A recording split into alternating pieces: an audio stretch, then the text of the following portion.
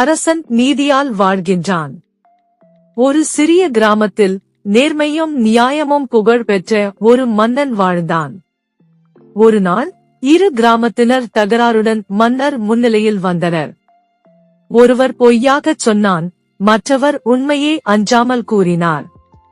மன்னன் உண்மையை உணர்ந்து பொய்யாளனை தண்டித்தான்.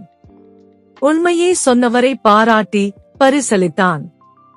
இதனால் மக்கள் மன்னன் நீதியால் வாழ்கின்றான் என்று மகிழ்ந்தனர். பழமொழி: அரசன் குற்றம் காணின் உயிரோடு விடான், அறம் காணின் உயிரோடு விடுவான்.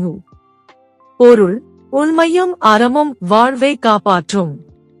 கற்பனை: நியாயம் பேசுபவரை எப்போதும் உலகம் காப்பாற்றும்.